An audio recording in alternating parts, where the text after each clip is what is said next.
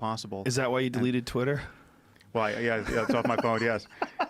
So you haven't deleted your account, have you? No, I'm still on Twitter, but I will, based on this recent episode, I will use it differently. I am fascinated by people and their struggles with social media, with like detaching from it, reattaching from it, getting addicted to it. I mean, I know so many people that will look at their Twitter at like 1 o'clock in the morning before they go to bed, and something pisses them off, and then they can't sleep. Yeah. Wow. Oh, yeah. Well, it's really common. I was not.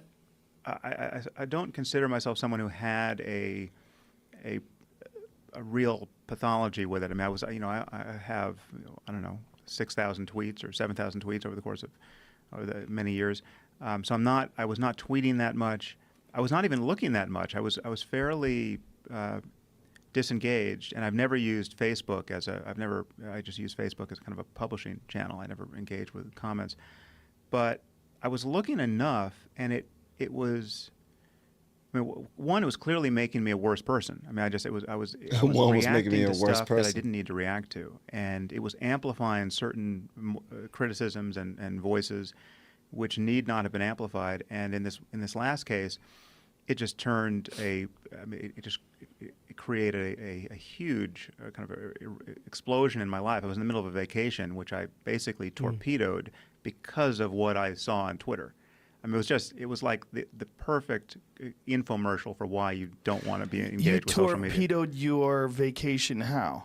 Well, so I'm in the middle of like the first vacation I've taken with my family in a very long time. It was at least a year, and wow. And we're on Hawaii, and just like I'm supposed to put everything down to be the best father and husband I can be, right? And that was my intention. That's what was happening.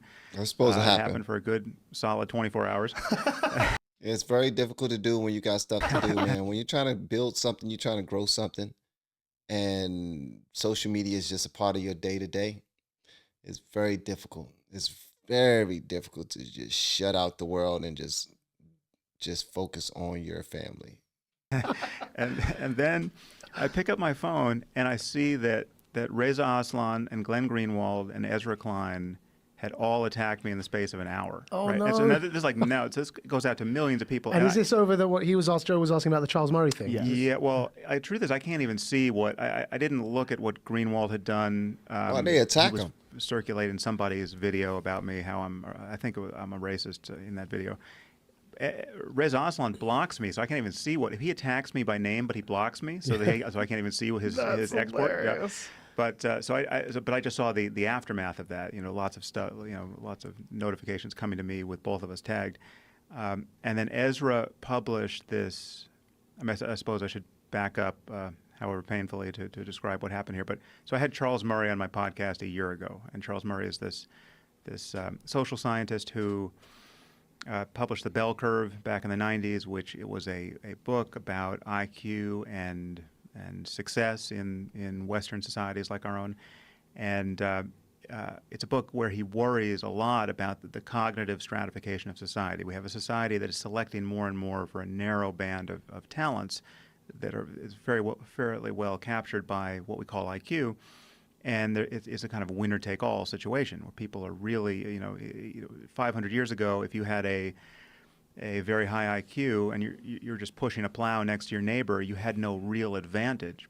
But now you can start a hedge fund or you can start a software company, and we're seeing this real kind of shocking disparity in good fortune, really. So he wrote this book. It had a chapter on race, which talked about the disparities in racial groups. The statistically observed disparities. Right. Yeah. And the claim about the source of those disparities was by even the standards of the time, but certainly the standards of today, an incredibly tepid, mealy-mouthed, just hand-waving. It was not this, here comes the Third Reich declaration of white supremacy. It was undoubtedly there are environmental and genetic reasons for this, and we don't understand them. It was just like to think that as one or the other, we're not in a position to know what the mix is of influences now. And that is virtually any honest scientist's take on the matter. And and certainly today. I mean, it's only become more so. But that went off like a nuclear bomb. I mean, that was just that was such a. I mean, it's the most. And at the time, I never read the book. I just thought this had to be just racist. And of course, poison. Charles Murray would be vilified for that observation. And he's been vilified ever since. And ever since, I've ignored him. Wasn't he deplatformed and assaulted recently? Yeah, so that's what happened. Yeah. So he went to Middlebury to give a talk. Wow, somebody was deplatformed and assaulted. This whole politics thing go deep, man. What's going on, guys? Are we trying to solve issues? Or are we just trying to create more? What's up? What's really good? Hey, y'all let me know what y'all think, man. Also, if you like this style of content, please do me a favor and subscribe to the channel and hit the notification bell so the next time we post some content, you'll be the first to be notified. 20 some odd years, 25 years after he wrote this book. Oh, by the way, he's also listed by the Southern Poverty Law Center. And so that's what contributed to the deplatforming and the violent protest against him at Middlebury. What's crazy is the whole thing is a propaganda for the superiority of the Asian race, and everyone's missing that. That's the flip side of it. They're all talking about white supremacy, and it says the Asians are actually the ones who... Far and above. I mean, that's basically what his book proved. And, they're suing Harvard now. There's a group of Asian students that are suing Harvard because they're discriminated against, because they're required to have higher scores, because they're assumed to be smarter. So the standards for Asian students entering into Harvard is higher than white people. Wow. Yes, well, Asian privilege. It's a big problem. Asian privilege. Nah, they just don't have. A lot of them don't have lives. A lot of them don't have lives. They sacrifice the now for the future. They do. I was just now listening to Jordan Peterson, and I was on his book 12 Rules of Life, and let me tell you something. On his 7th rule, he was talking about how we should consider sacrificing the now for the later, and how some people who are in high school, or say college, some people who are in college, let's say the people who are in college to be a doctor, to be a nurse, to be a physician, something like that, they sacrifice the parties, the wild parties in college, and hanging out all times of night, and all of the experiences and memories that a lot of the other kids will have in college.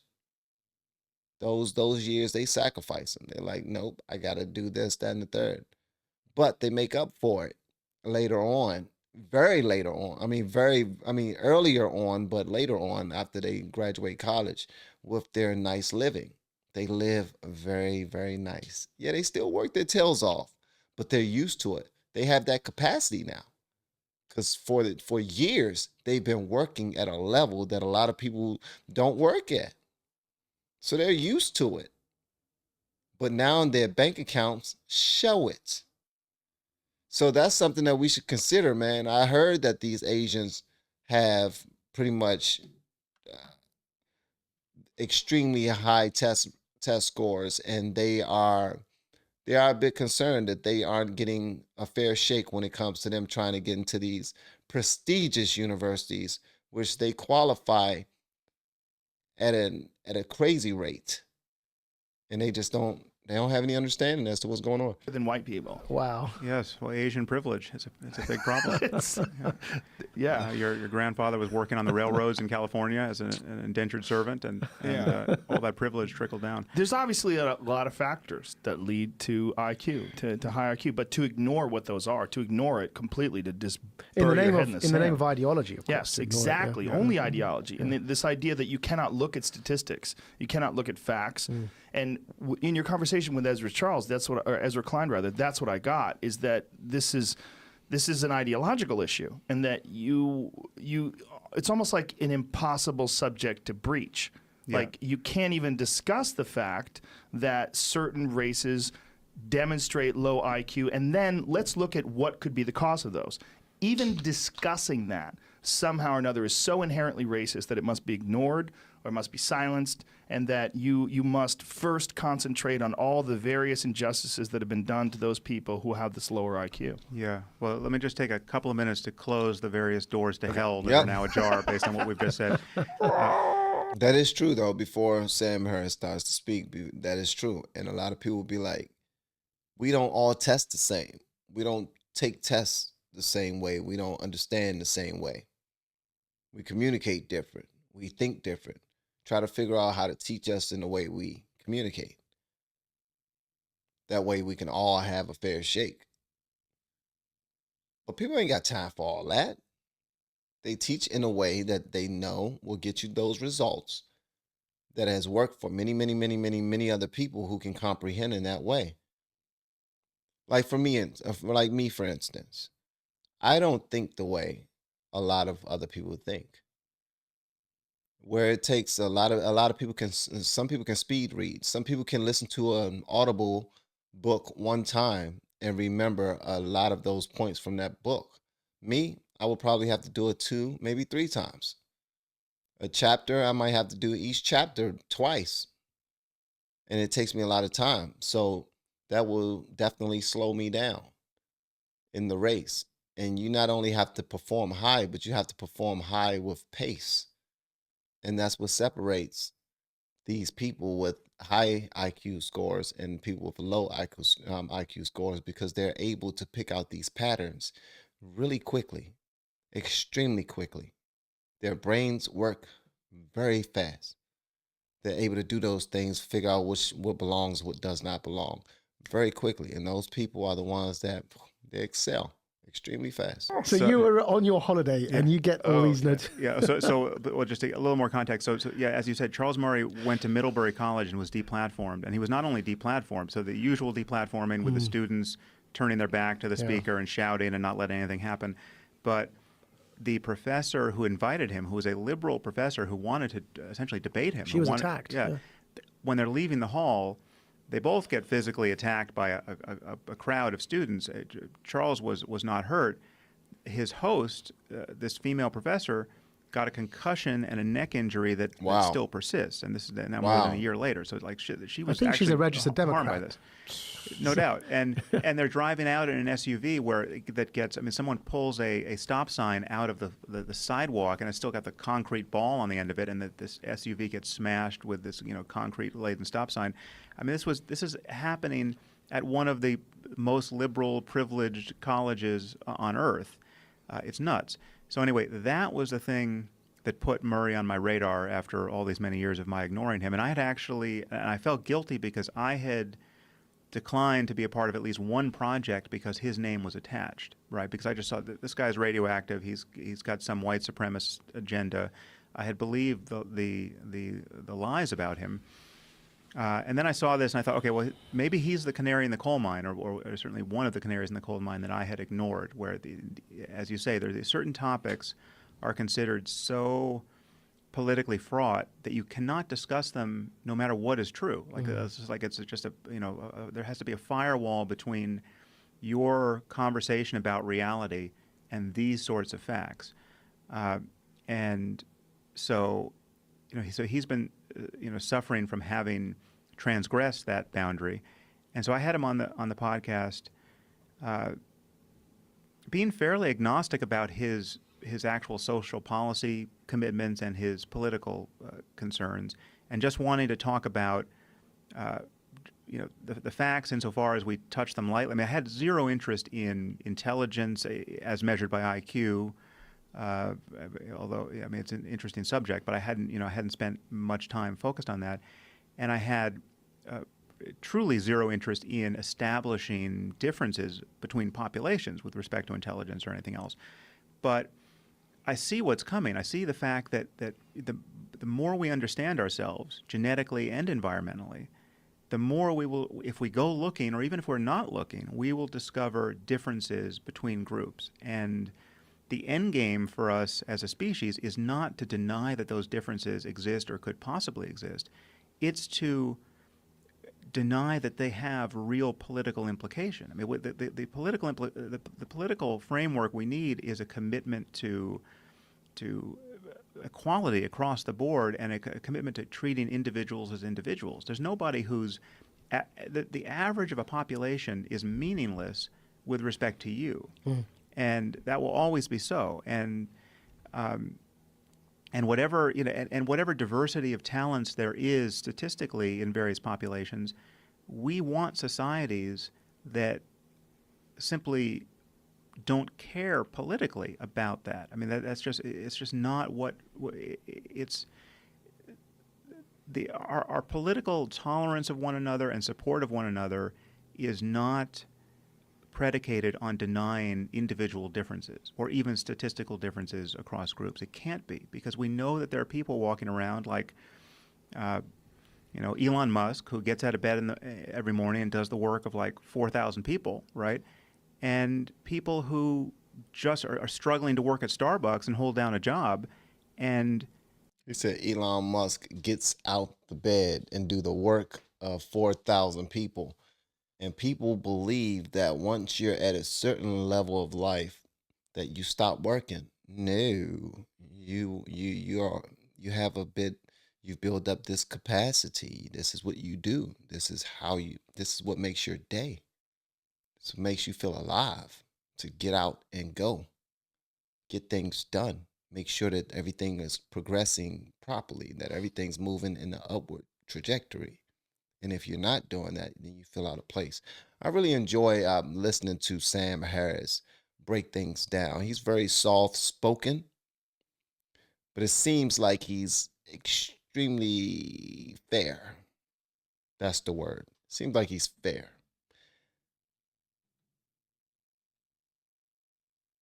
Very careful of what comes out of his mouth. He speaks like a man that's gone through something and have learned from it immensely. Who just are struggling to work at Starbucks and hold down a job. And our political system, I mean, we don't say one person is more valuable politically and socially than another, even though one person is capable of doing massive things that most other people aren't. It's, when it comes time to write laws and create institutions that protect, that support human flourishing, we have to engineer tides that raise all the boats. And so, there are legitimate debates about the social policies that will do that, and there are legitimate debates about facts. So we can debate scientific fact and the results of psychometric testing or behavioral genetics that are relevant to this question of intelligence. And we can have a good faith debate about the data. And then we can have a good faith debate about social policy that should follow from the data. But what's happening on the left now is at either of those tiers of conversation, there are just straight up allegations of racism that hit you the moment you touch certain facts. Can I say? And this is that's because racism is our go-to, man. It's our go-to. And when I say our, and it will probably surprise a lot of people what I'm registered as, but it's the go-to for Black community if something was to feel some type of way and we feel like we want some change right away. It's taking the power out of it. Like it's the boy who cried wolf. You're like, the power? Why would there be power in it? Because when somebody is actually being racist to you and you say that too much, where it's like, but you call everything racist.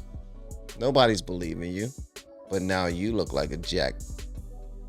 You look like a jerk for constantly dog whistling and being false all the times. And then when something actually does happen and you yell out what it really is, no one believes you. I enjoyed this conversation. Sam Harris is a really, really, really cool guy. Shout out to Joe Rogan as well, and the other gentleman that was on there as well. I don't know the other guy's name. But I want to hear what y'all guys say about this in the comments below. If you have yet to hit that subscribe button, please make sure you do so on your way out the door. Once again, guys, I am Van, and now we are all the LFR family. And I look forward to seeing you on the next video, and hopefully inside the Patreon as well. You have been amazing. Love you.